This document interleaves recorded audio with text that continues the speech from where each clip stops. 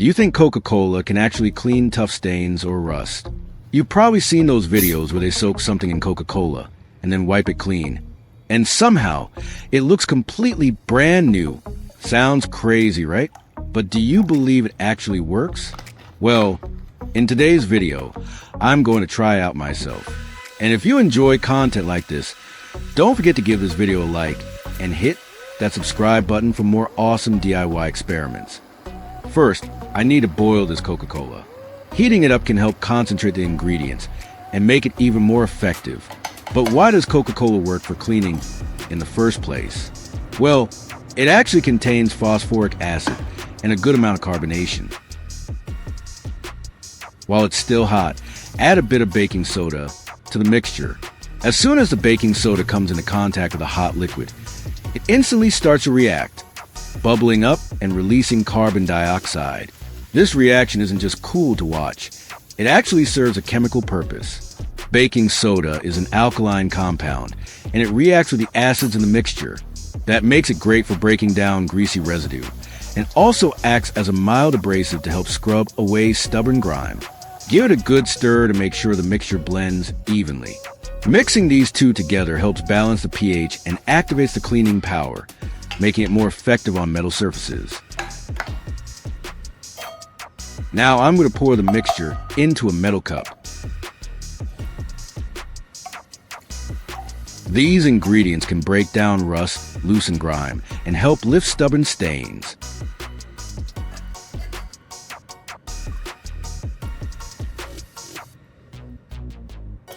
Here's the leftover baking soda that already reacted. I'll scrape it in and add it to the cup as well.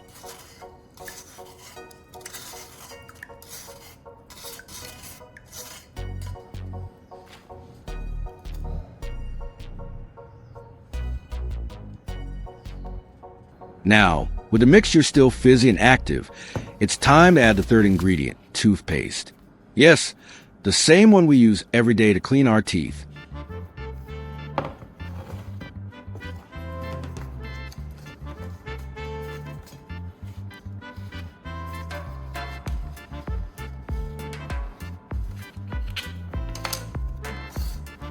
Add about 25 to 50 grams, depending on how thick you want the final mixture to be. Now I'm going to give it a good stir to mix everything together.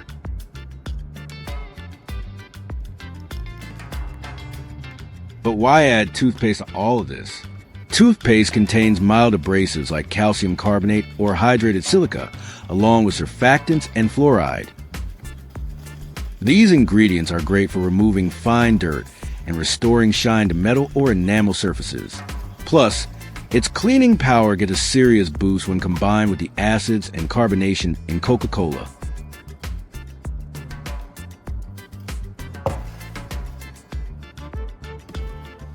Next, I need a plastic bottle to store the mixture.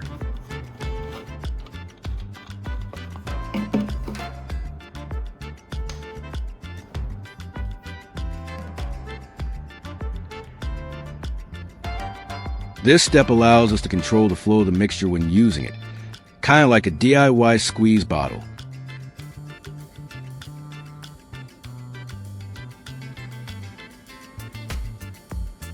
By melting a small hole in the cap, we can easily apply the cleaner directly onto surfaces without making a mess. It also helps store the mixture safely and makes it more convenient for repeated use.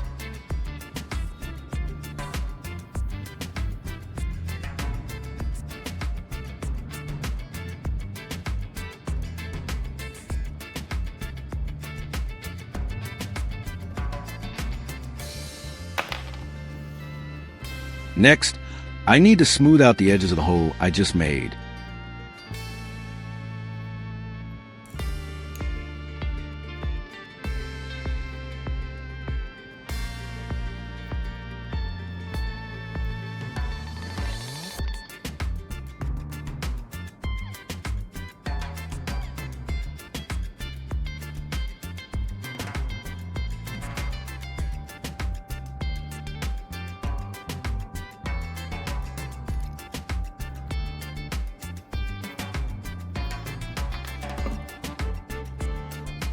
Next, to pour the mixture into the plastic bottle. I'm going to use a funnel.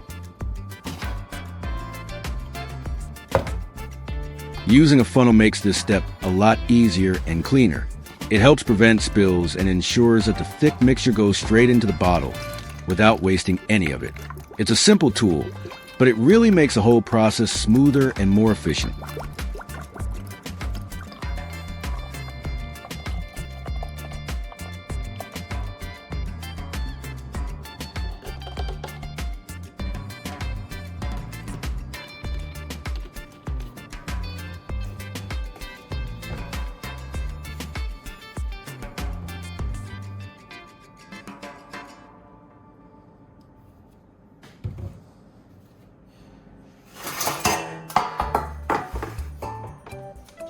The bottom of this pot is completely blackened, and that's not just dirt. What you're seeing is a thick layer of carbonized residue, built up from years of being exposed to open flames or high heat on the stove. Here I've got an old knife with a rusty blade.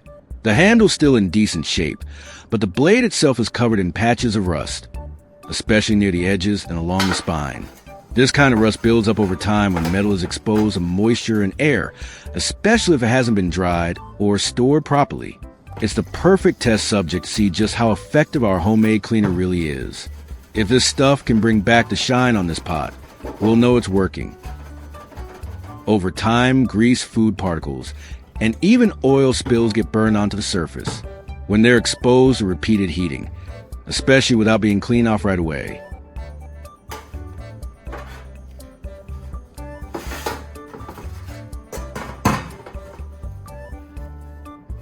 This step helps the cleaner stay in direct contact with the rusted surface for a longer time. By soaking the blade and then wrapping it with paper towel, I'm essentially trapping the mixture in place.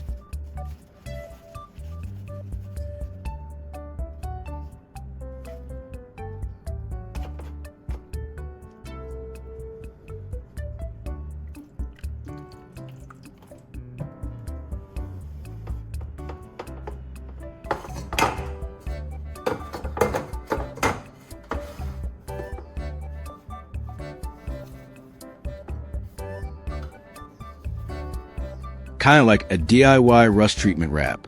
The paper towel holds the liquid against the metal, allowing the active ingredients more time to break down the rust and grime.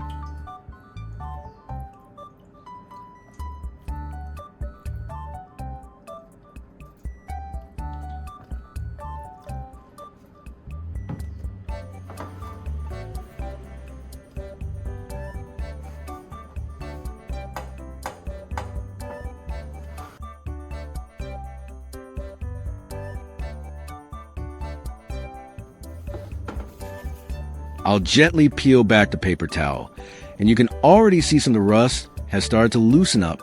Using a cloth or a sponge, I'll give it a light scrub.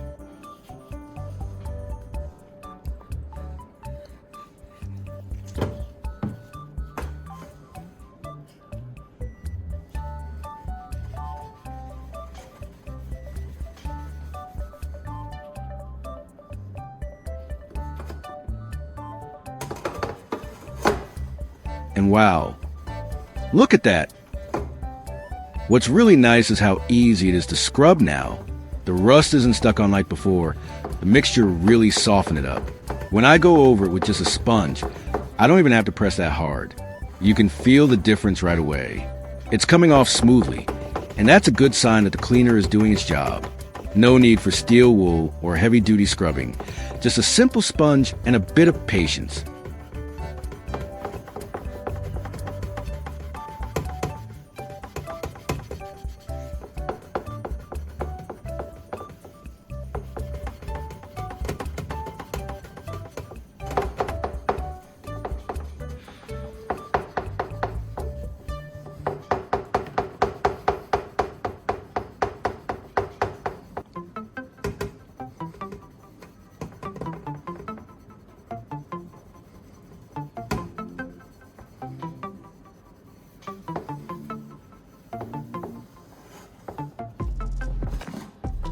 Let's take a look at the pot, before and after scrubbing. Before, the bottom was completely blackened. Thick layers of burnt residue, grease, and carbon buildup. It looked like it hadn't been cleaned properly in years. But after applying our homemade cleaner and giving it a good scrub, the difference is incredible. You can actually see the original metal surface shining through. Most of the burnt grime has lifted off, and what's left is just some light staining that could come off with a second round.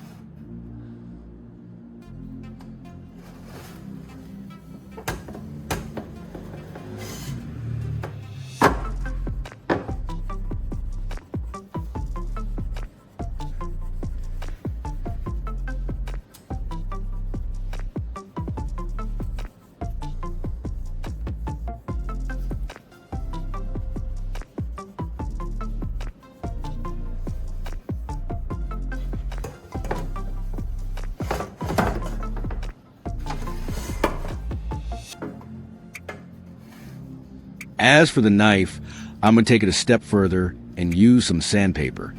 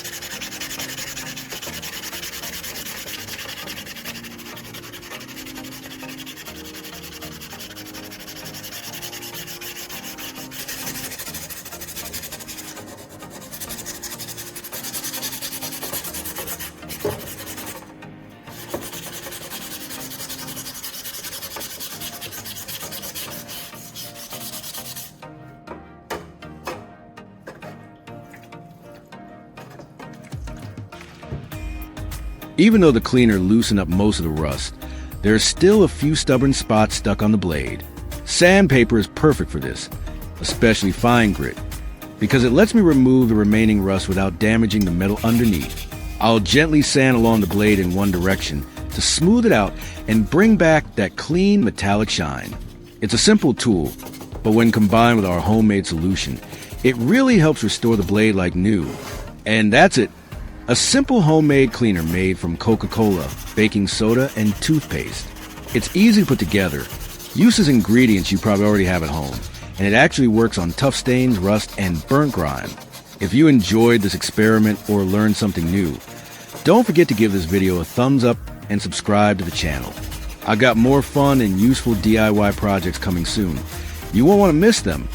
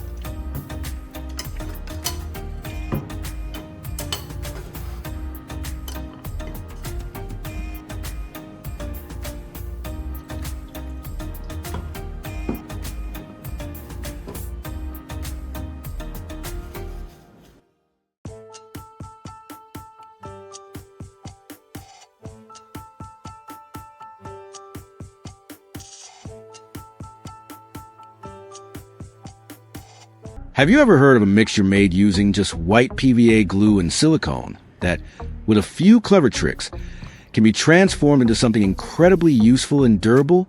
Today, I'm going to show you how to do just that, enhancing and combining their properties to create a product that might just surprise you with its strength and versatility. Before we dive in, make sure to hit that subscribe button and give this video a like if you love DIY hacks. First, Let's get our silicone caulking gun ready. Load in a tube of silicone. Cut the tip at a slight angle and puncture the inner seal if needed. Make sure the gun is operating smoothly so the silicone will flow evenly when we apply it. To get started, I'm taking a simple container. Here, I'm using a disposable cup, but any container you have on hand will work, as long as it's sturdy and allows for easy stirring. I pour in a generous amount of silicone, the kind used for sealing gaps, which is both strong and flexible. I add white PVA glue in an equal ratio. This glue is well known for its excellent adhesion and versatility.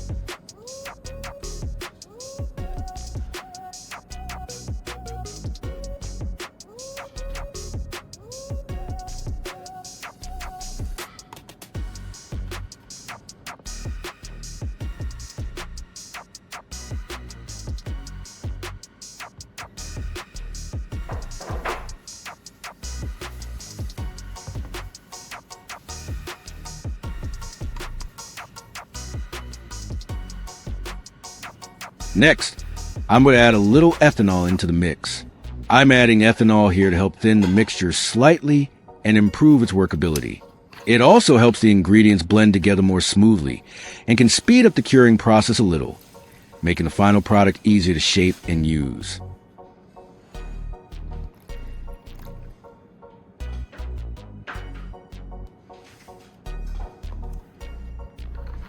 And to make sure everything mixes together thoroughly, I'm going to craft a simple tool to stir this mixture properly. Take a stick and an eye screw and secure them together using a zip tie.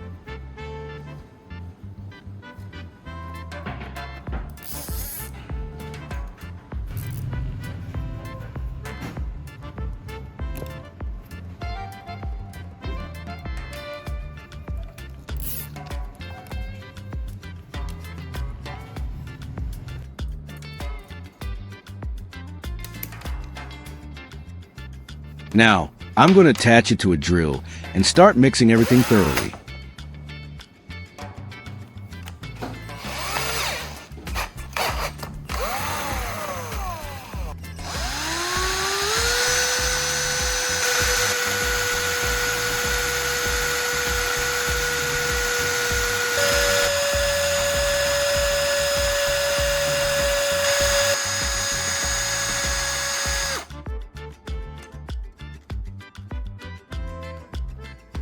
Once everything is thoroughly mixed, you'll notice the texture becomes smooth, stretchy, and slightly tacky.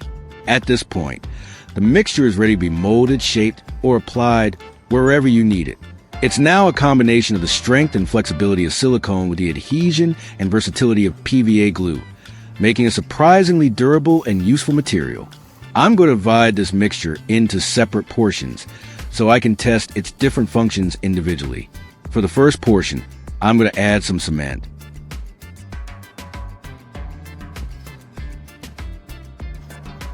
Adding cement to this portion will make it much harder and more rigid once it sets. It gives the mixture structural strength, making it suitable for projects where you need a sturdy, solid material rather than something flexible. Here I have some acrylic paint, and I'm going to add a little to this portion, but the choice of color is completely up to you. You could go with blue, green, yellow, or any other color that suits your project. Make sure to scrape the sides of the container occasionally so that all the color and cement are fully incorporated.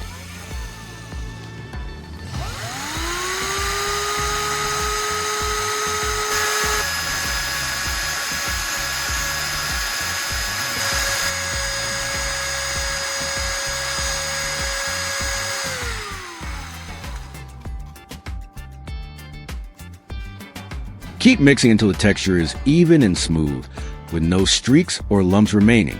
This will ensure the final mixture has consistent strength and color throughout.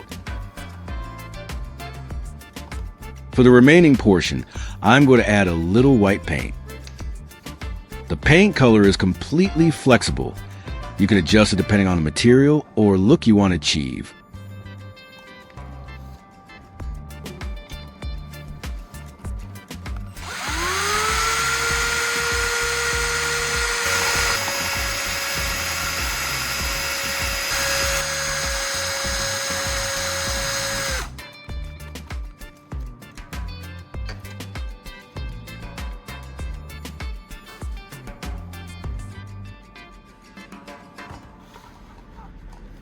Now, let's move on to the second part of the tutorial. In this portion of the mixture, I'm going to use gasoline.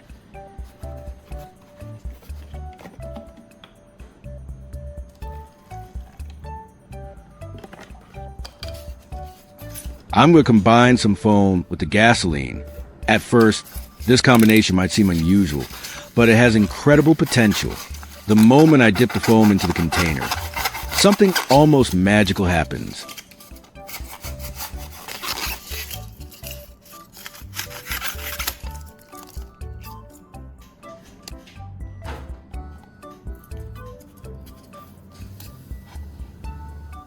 As soon as the foam soaks up the gasoline, it starts to dissolve and expand, creating a light, porous, and highly flammable material. You can see the texture change immediately. It becomes soft, spongy, and much easier to shape. This reaction is both fascinating and powerful, so make sure to handle it carefully and safely.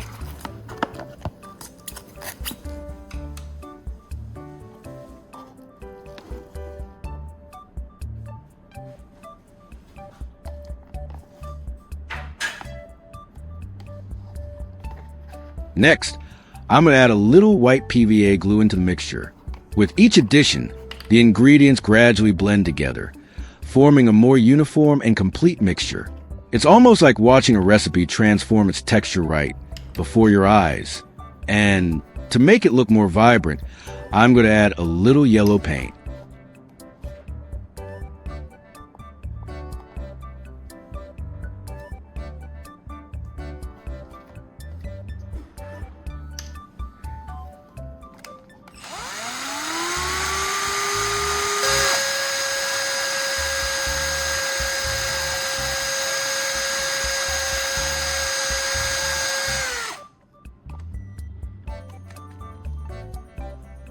After mixing everything thoroughly, it looks like the mixture has completely come together, forming a smooth, uniform blend. And now, it's time to test the different homemade mixtures. I'll start with a mixture that contains cement first. Right in front of me is a rough, plain concrete sidewalk. I'm going to clean the surface a bit so that applying the mixture will be easier and more effective.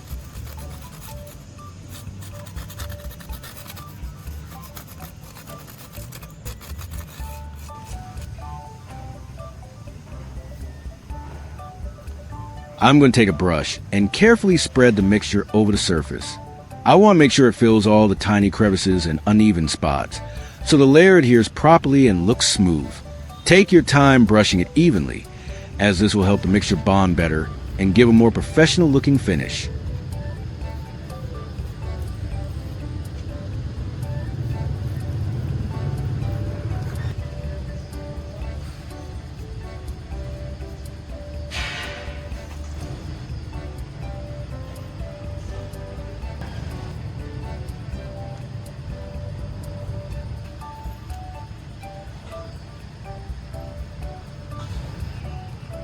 Now, while we wait for the first layer to dry completely, I'll turn my attention to the second mixture, the one with white paint. I have a plywood board set up here, and I've carefully applied painter's tape to mark off the areas where I want to apply the paint. This will help ensure that the edges stay clean and precise, giving the final result a neat, professional look. I'm taking my brush and gently dipping it into the white paint mixture. Then, I carefully spread it across the taped-off section of the plywood, using smooth, even strokes to cover the surface completely. I make sure to get into the edges and corners near the tape, so there are no gaps, while avoiding excess paint that could drip or pool. While waiting for the white painted section to dry completely, I'll move on to the third mixture. This one has a unique composition, and is perfect for testing a different set of properties. I have a piece of raw wood here, with a surface that's completely untreated. No coating, no varnish at all. I'm going to use a brush to apply the paint onto the surface, making sure to work it evenly into the wood grain so the color soaks in well and creates a smooth, consistent finish. I'll wipe away any excess paint to prevent it from pooling and to ensure the surface stays smooth and even, allowing the natural texture of the wood grain to still show through. The solvent dissolved the foam, releasing polystyrene and creating a sticky plastic base. The PVA glue adds extra flexibility and hardness, resulting in a durable, easy-to-apply homemade coating.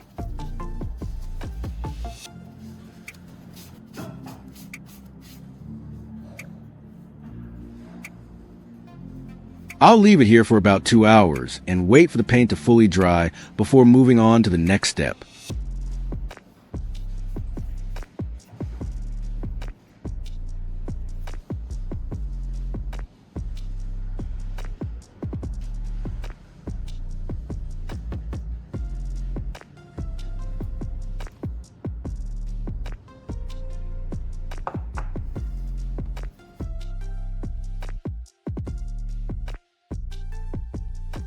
Now it's time to see the results. The color is even and solid, with a strong, consistent finish. The application is very simple, yet the results are durable and moisture-resistant. This is because the silicone forms a waterproof and flexible layer. The cement provides adhesion and rigidity, and the PVA glue binds everything together into a stable base.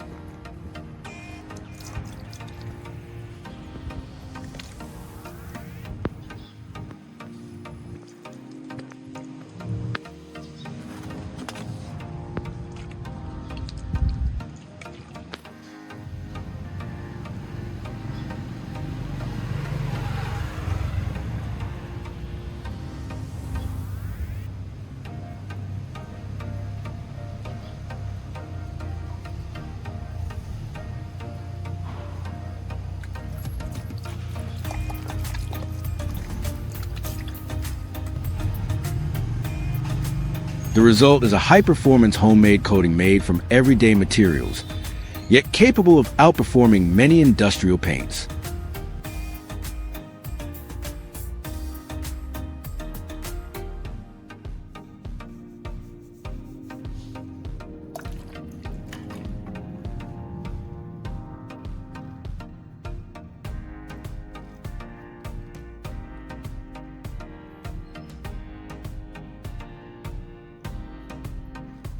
The mixture penetrates slightly into the grain, creating a strong mechanical bond.